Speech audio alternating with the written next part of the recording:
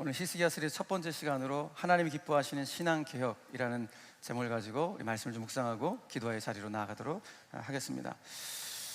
지금 방금 말씀드렸던 것처럼 2024년도 새학기 온가족 특별 새벽 기도에 놓고 기도하다가 어떤 말씀을 우리 성도들과 올해 나눠야 될까 말씀을 달라고 기도했는데 하나님이 이 히스기야라는 인물을 저에게 주셨습니다. 그래서 히스기야를 사용하셨던 그 하나님의 일하심, 그리고 쓰임 받았던 히스기야가 우리에게 좀 영적인 도전이 되었으면 좋겠습니다. 물론 히스기야도 실수를 많이 했습니다. 우리도 다 실수하는 존재이기 때문에 그 실수 속에서 또 하나님의 마음이 무엇인지를 알아가는 시간이 되었으면 좋겠습니다. 성경에 보면은 히스기야에 대한 그 기사가 총 3군데 나와요. 오늘 우리가 읽은 열왕기 하에 나오고 있고, 역대하에 나오고 있고, 이사에 나오고 있어요. 한 3장씩 이렇게 다 걸쳐서 있는데, 여러분들이 시간이 되신다면 열왕기하 18장에서 20장, 역대하 29장 32장, 이사야 36장에서 38장 이 부분을 읽으시면은 히스기야에 대해서 어느 정도 이제 묵상이 된 상태에서 말씀을 들으면 더 큰 은혜가 있을 것 같아서 권면을 드립니다. 자, 오늘은 그 첫 번째 시간으로 하나님이 기뻐하신 신앙 개혁이라는 제목을 가지고 말씀을 나눌 텐데요. 요즘 우리 개혁이라는 단어, 또 혁신이라는 단어를 굉장히 많이 사용하죠. 종교계에서는 아마 개혁을 많이 사용하고, 정치권에서는 혁신이라는 단어를 많이 사용하는 것 같습니다. 우리가 이제 종교 개혁이라는 단어를 많이 사용하는데 엄밀히 말해서는 종교가 개혁된다는 것은 맞지는 않아요. 종교라는 뜻이 무엇인가 하면은 일단은 으뜸종의 가르칠 교자예요. 그러니까 으뜸되는 가르침이에요. 그러니까 으뜸되는 가르침을 무슨 개혁할 필요가 무엇이 있겠습니까? 그러니까 뭘 개혁하는 거예요? 이 으뜸되는 가르침에 덧붙여진 여러 가지 군더더기들, 하나님의 말씀에, 하나님이 기뻐하시는 것에 덧붙여진 여러 가지 군더더기를 제거하는 것이 이게 개혁이에요. 그러니까 종교 자체가 개혁의 대상이 아니라 으뜸되는 가르침에 붙여진 여러 가지 하나님이 기뻐하지 않는 군더더기를 하나씩 제거해 가는 것, 이것이 개혁이다라는 것입니다. 개혁이라고 했을 때 거기에 나오는 혁자라는 이 단어는 우리가 잘 알고 있는 것, 가죽 혁자, 가죽을 의미합니다. 그런데 가죽을 의미하는 한자말에는 혁자 말고도 가죽 피자가 있죠. 피혁할 때 가죽 피하고 가죽 혁자가 있는데, 가죽 피하고 가죽 혁은 의미가 약간 다릅니다. 가죽 피자는 동물의 껍데기에서 가죽을 막 벗겨냈을 때 바로 그 가죽, 그 생가죽, 그걸 피라 그래요. 가죽 피자. 혁은 무엇인가 하면 뜯어낸 가죽을 가지고 부드럽게 만들어서 무두질하는 거예요. 막 때리는 거예요. 자, 무두질을 작해서 우리가 원하는 새로운 가죽을 만들어내는 것, 그것을 혁이라고 합니다. 그러니까 가죽 혁자에는 어떤 의미가 들어가는 거예요?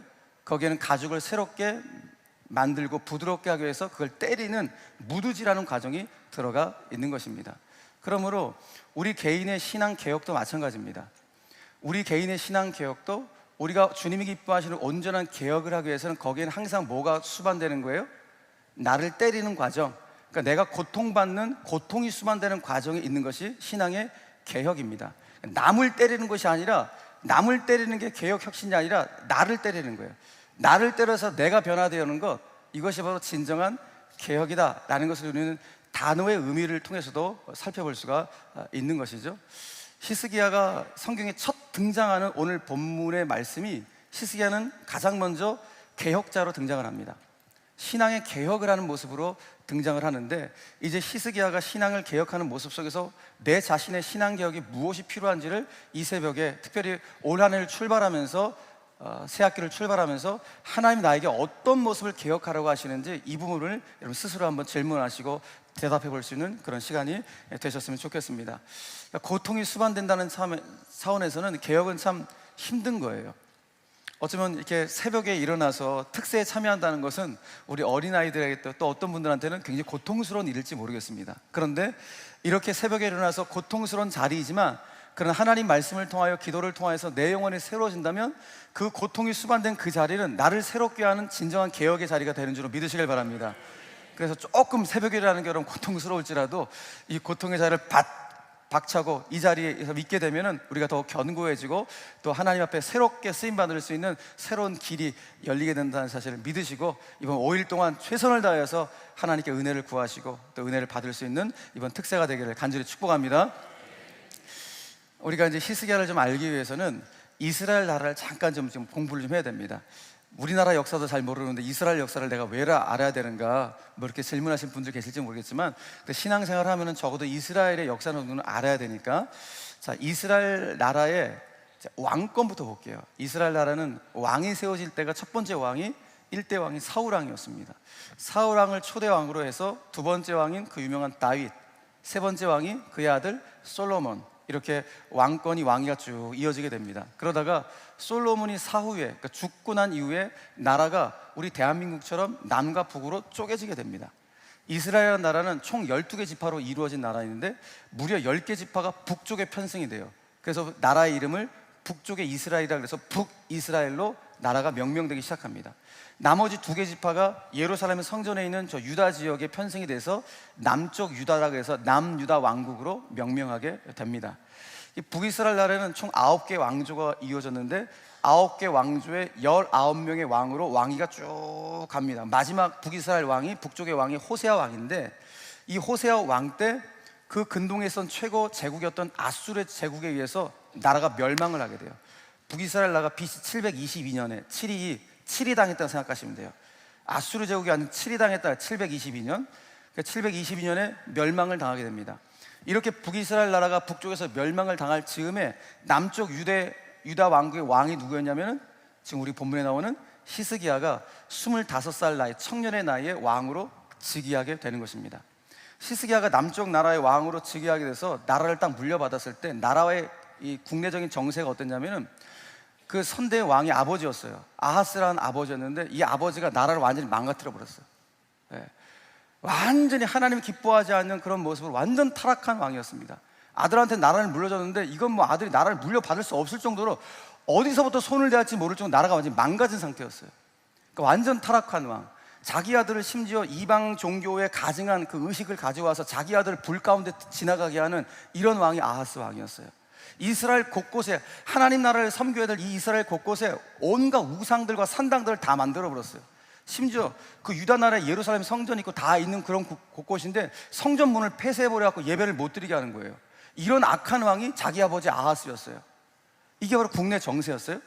그리고 주변의 정세는 어땠는가? 히스기야 왕으로 딱 즉위했을 때 주변에는 지금 북이스라엘 나라에 아수르가 쳐들어와 갖고 나라를 멸망시켰는데 이 아수르 제국이 그 여세를 몰아서 남쪽 유다 왕국까지 먹어치우려고 막 공격하려고는 호시탐탐 노리고 있는 이런 상황이온 거예요. 그러니까 지금 히스기야가 청년 때 왕이 돼갖고 국외적으로는 아수르가 우리를 공격하려고 노리고 있는 상황이고, 나라는 아버지가 완전히 말아먹어갖고 고가는 다 비어있고 부채는 소위 말하는 국가 부채가 어마하게 많고 우상은 많고 온 양 천지에 우상 천지고 예배를 못 드리게 하고 진짜 어디서부터 좀 나라를 손을 대릴지 모를 정도 나라를 물려받게 된 거예요.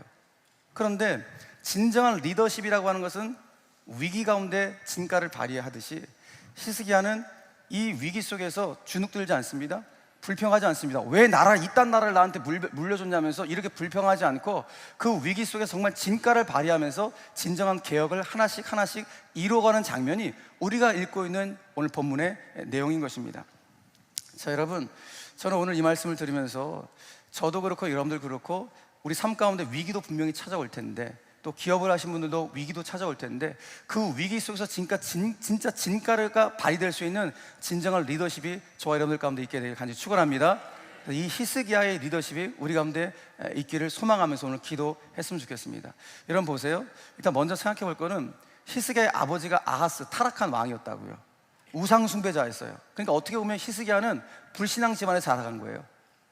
그런데 불신앙의 아버지 밑에서 자라난 히스기야가 제일 먼저 개혁한 것이 무엇인가? 그 나라의 성전 문이 닫혀버렸으니까 성전을 정화하고 예배를 회복하는 이와 같은 개혁을 처음부터 시작을 하게 된 거예요. 아니, 불신앙 가정에서 자라났는데 거기에 영향받지 않고 오히려 신앙적으로 다시 일어나는 아들의 모습을 보여주고 있는 거예요.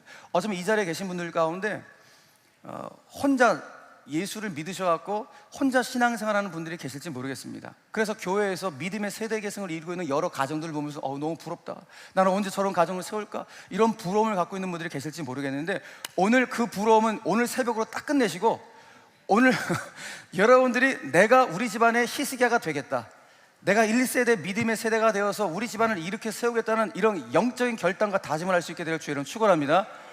여러분, 믿음의 조상에 부르는 아브라함 보세요. 아브라함 믿음의 조상인데 원래 아브라함 믿음의 사람이었어요? 아니요, 우상 섬기던 사람이었어요.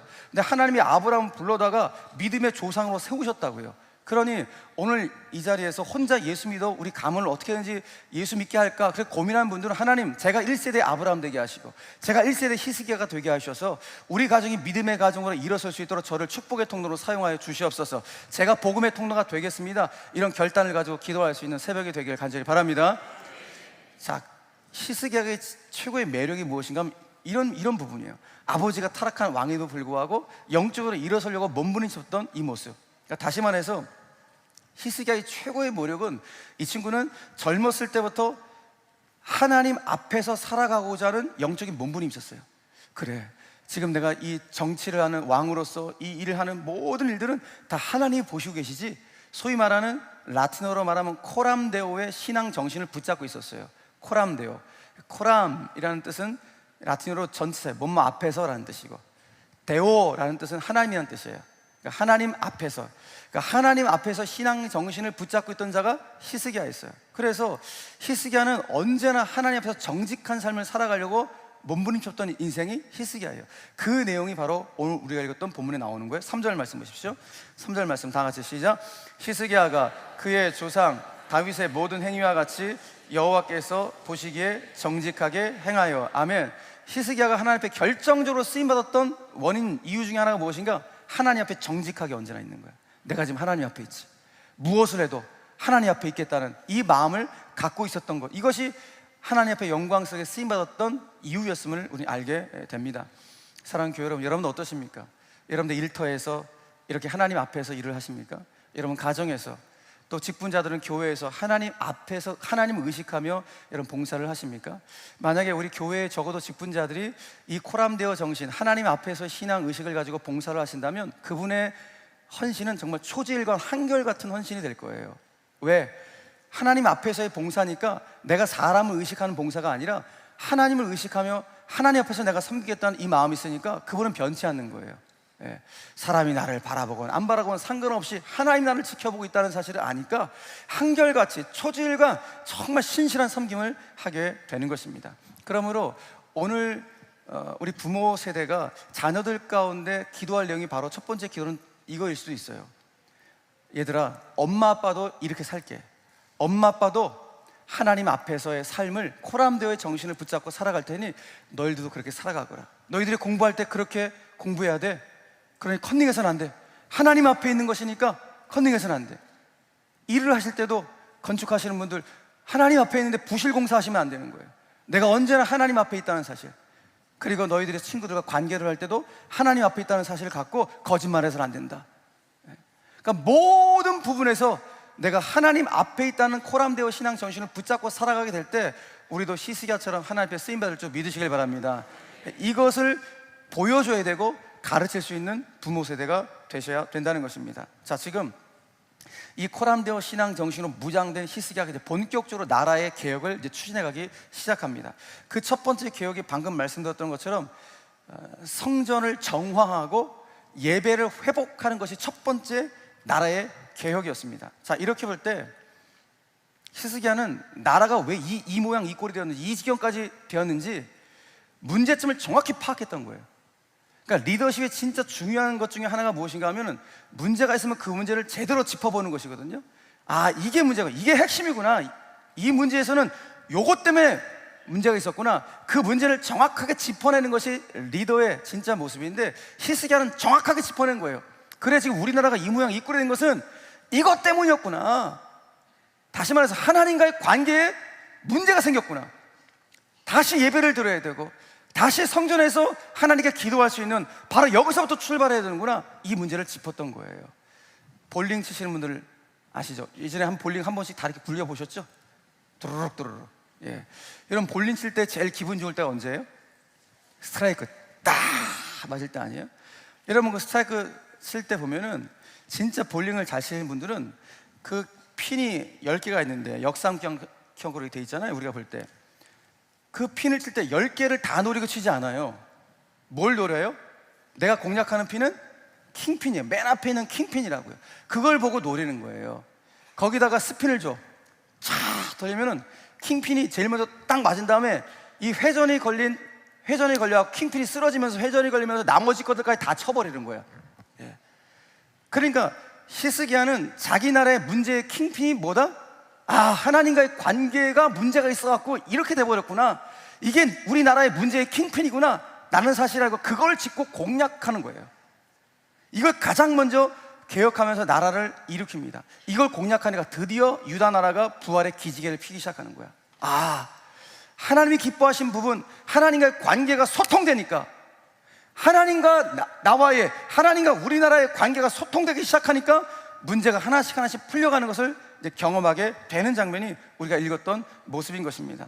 그래서 히스기야의 어떻게 보면 최우선 국정 과제가 뭐냐? 하나님과의 관계 회복이에요. 하나님을 앞에 두려워하고 하나님을 경외하는 나라로 우리나라를 다시 세워가겠다. 이것이 최우선 국정 과제고 히스기야가 세우게 되었던 것입니다. 여기서부터 문제가 풀리게 된 것이에요. 그래서 아버지 아하스가 문 닫아버렸던 성전문 다시 폐쇄시켜버리고, 아버지가 그 폐쇄시켰던 성전문을 다시 열어버렸어. 예배 드리라고.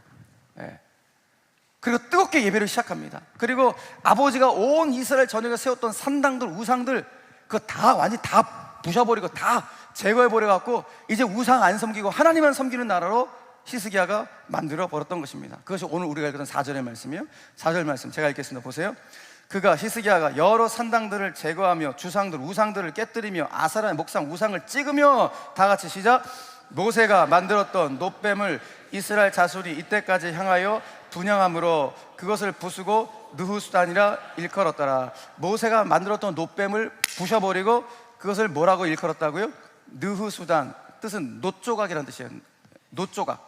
이게 무슨 말인가 하면은, 여러분, 이스라엘 백성들이 출애굽해서 광야를 쫙 갈 때 모세가 리더십이었잖아요. 최고 리더였는데, 이스라엘 백성들이 끝없는 원망, 끝없는 불평, 아니 왜 우리를 이 광야로 데리고 와갖고 물도 없는 거, 음식도 없는 곳에 왜 우리를 생고생시키냐면서 막 끝없는 불평을 막 하니까 모세도 막 여기까지 올라와 뚜껑이 열리는 거 아니에요? 근데 하나님도 진노하셨어요. 하나님을 너무 끝없이 원망하니까, 그러니까 하나님이 안 되겠다 싶어갖고 이 백성들한테 불뱀을 보내신 거예요. 그러니까 불뱀에 물린 자들이 막 죽어가기 시작하는 거예요. 그때 최고의 리더였던 모세가, 하나님 제발 좀 살려주세요. 이 백성들이 이렇게 불뱀에 죽어가면 되겠습니까? 살려주십시오. 그때 모세의 중보기도 때문에 하나님께서 모세에게 말씀하시는 거예요. 모세야, 너 이 백성들 살리고 싶으면은 네가 장대 하나 가져와봐. 장대 하나 가져와서 뱀 모양을 하나 만들어갖고 거기에 달아봐라. 뱀 모양을. 그리고 그 뱀에 물린 자들 가운데 명령해. 뱀에 물린 모든 자들은 내가 장대, 뱀이 달린 장대를 이렇게 다 들 테니까 그거 바라보면 살 것이다 라고 백성들 가운데 얘기하라 그래. 이게 말이 됩니까, 여러분? 근데 하나님께서 이렇게 하신 거예요. 뱀 모양을 만들어 갖고 장대에 딱 달아서 물린 자들로 하여금 이 장대에 달린 뱀을 바라보면 살 것이라고 선포하라는 거예요. 실제로 바라보니까 다 살아난 거예요. 다 살아난 거예요. 그러니까 이후에 어떤 일이 벌어진 거예요?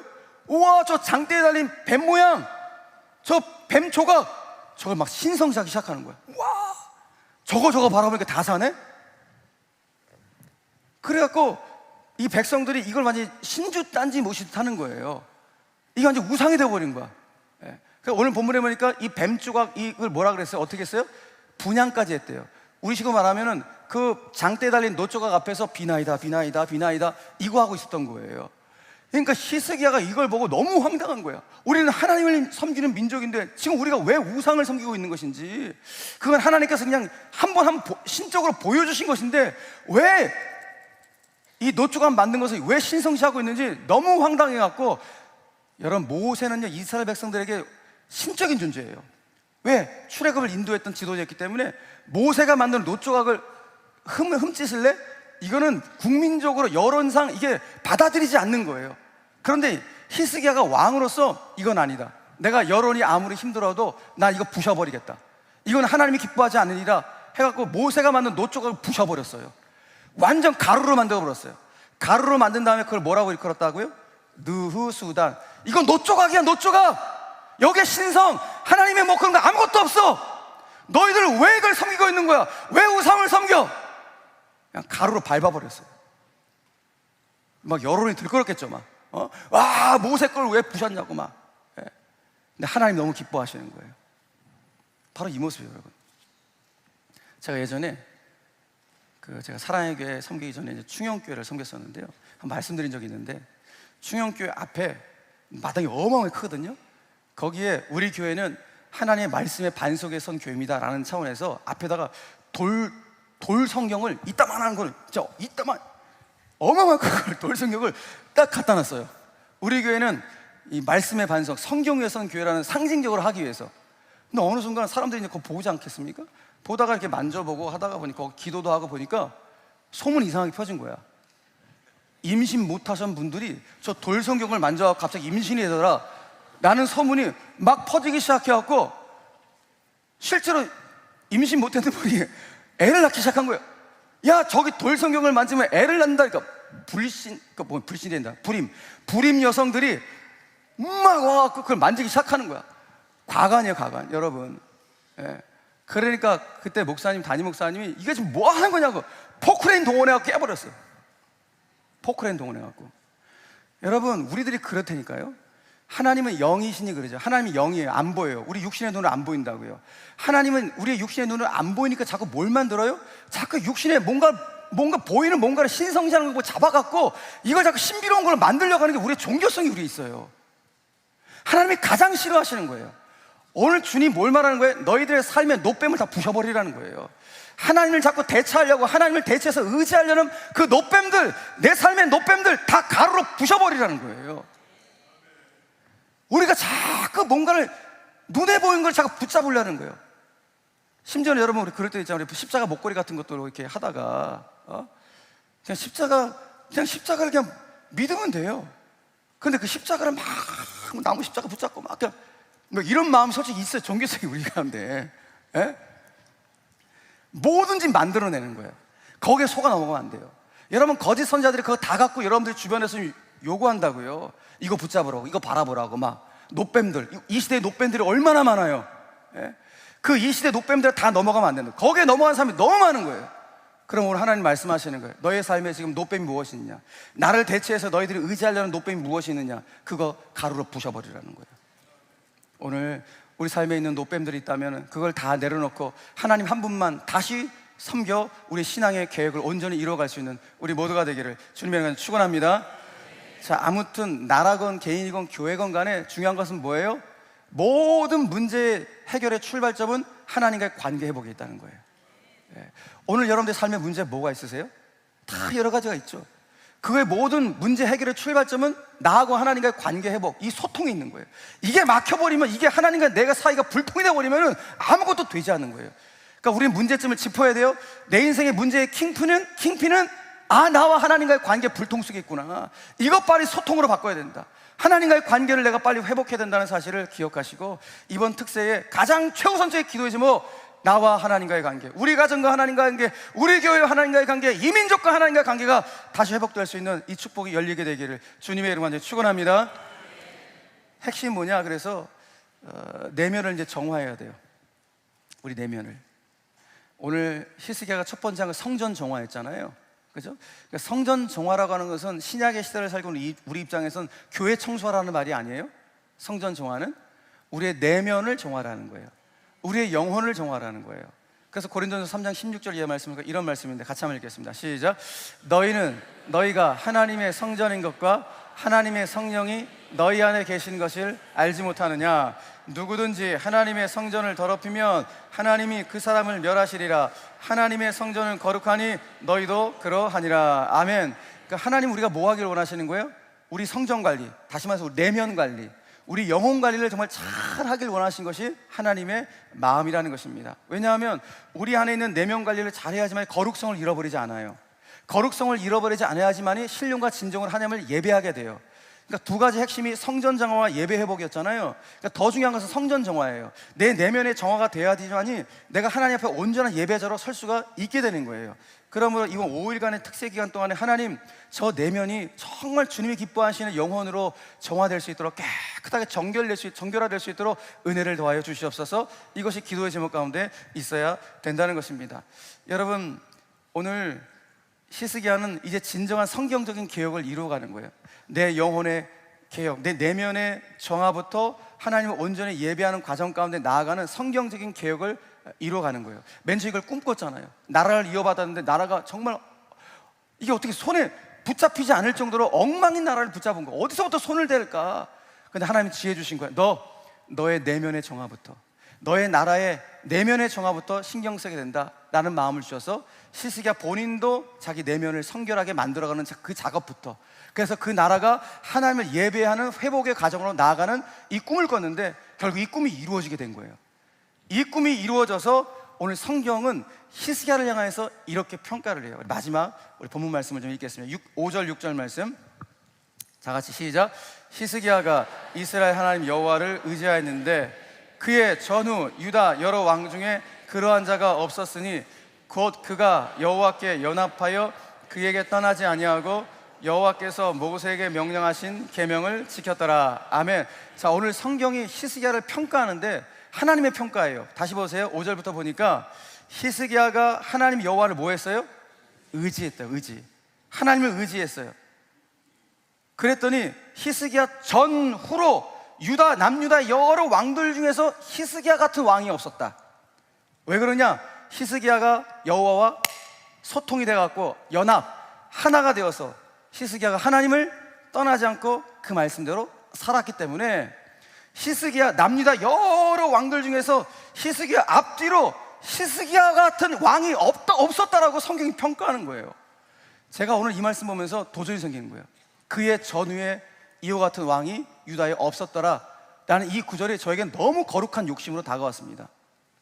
그래서 저 솔직히 제가 설교 원고에 이렇게 적어놨는데 좀 듣고 좀 여러분 약간 제가 좀 민망할 텐데 저의 개인적인 거룩한 욕심이 생긴 거예요. 이 말씀을 읽고 제가 이렇게 적어놨어요. 수원제일교회에서 심우했던 여러 목사들 중에 김근영 목사만큼 하나님과 연합하며 하나님을 의지한 자가 없었더라.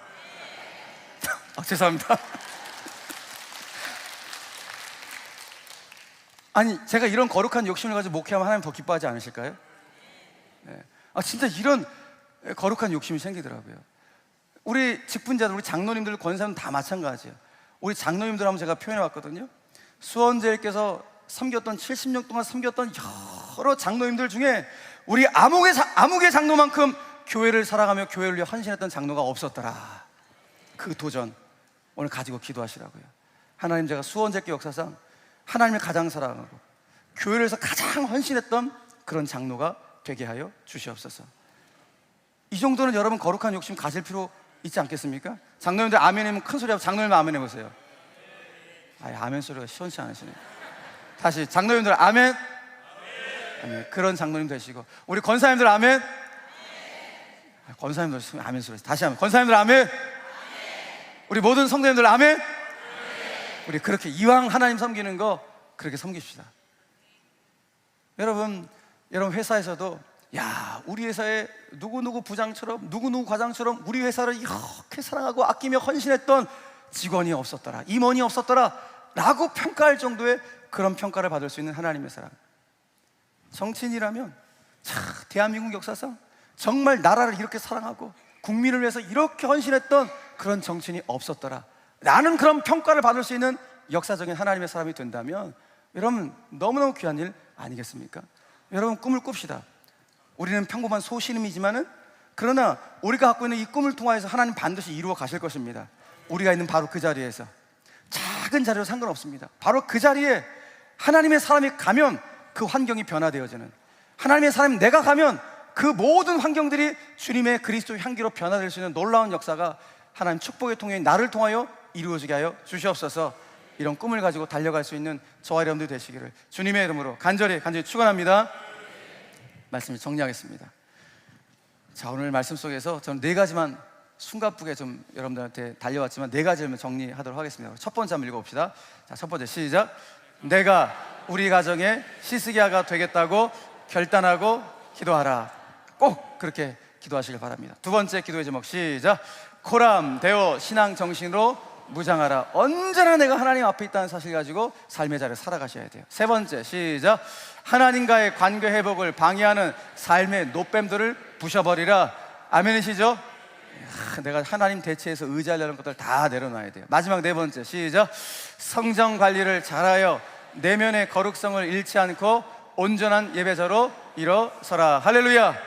예, 우리의 성정 관리, 내면 관리 잘해서 하나님 기뻐하시는 진짜 신실한 예배자, 또한 삶의 예배자 되셔서 하나님으로부터 히스기야가 이와 같은 평가를 받았듯이 오늘 저와 여러분들도 하나님으로부터 이와 같은 엄청난 평가를 받을 수 있는 이 시대에 없어서는 안 될 하나님의 백성들, 축복의 통로가 다 되시기를 주 예수 그리스도 이름으로 간절히 축원합니다.